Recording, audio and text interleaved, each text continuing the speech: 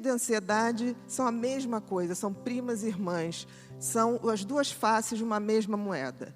A diferença é que o medo, eu tenho exatamente o que me causa essa reação de fugir ou de lutar. Por exemplo, os homens primitivos tinham medo de animais maiores e que eles tinham que sair para caça. Então, isso é medo. Ansiedade já é um medo subjetivo, não é algo que eu diga, eu tenho medo disso. É que nem, por exemplo, pessoas que dizem que têm medo de barata.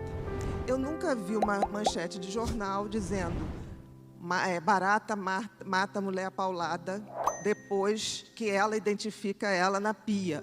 Nunca, não existe isso.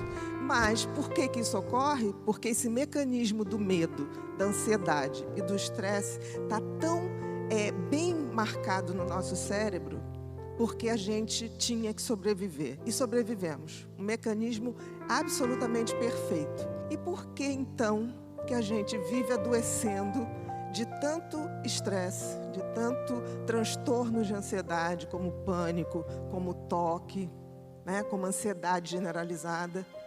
O que aconteceu? Se o nosso mecanismo de alerta, que era tão preciso para quando éramos homens muito primitivos, lá no período paleolítico, neolítico, o que aconteceu se hoje a gente não tem tantas ameaças? Uma coisa aconteceu. O cérebro da gente ganhou um novo designer totalmente revolucionário. Qual era o sentido da vida para um homem primitivo? Sobreviver. Qual é o sentido da vida do homem moderno? Ele tem toda a inteligência a seu favor. O grande problema é que a gente não sabe qual o sentido da vida, nem o propósito da vida.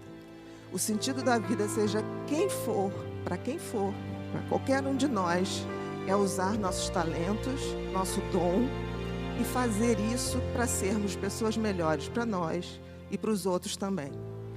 E o propósito é compartilhar isso com o máximo de pessoas. Então, o propósito da nossa vida é dar sentido a ela. E nós não temos feito isso. Nós estamos vivendo exatamente como viviam nossos ancestrais, tendo medo de tudo, querendo controlar tudo. Nós ganhamos inteligências, mas queremos controlar o mundo. Não vamos controlar o mundo. Se a gente não quiser engordar as estatísticas das pessoas que no futuro vão adoecer de ansiedade, depressão, compulsões em geral, a gente vai ter que rever a nossa evolução. E vai ter que entender que a nossa inteligência tem que ser melhor usada. E usada para que a gente possa, de fato, evoluir.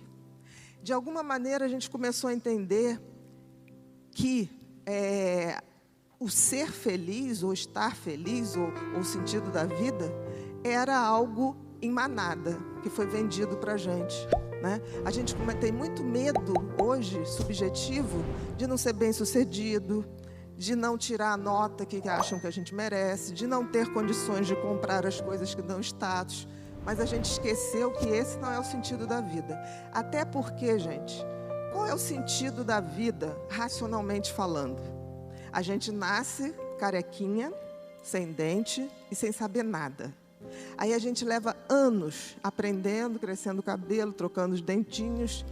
E aí um belo dia a gente começa a envelhecer e perder isso tudo. A gente vai deixando os cabelos brancos, a gente vai perdendo o dente, a gente vai perdendo também o nosso conhecimento acumulado.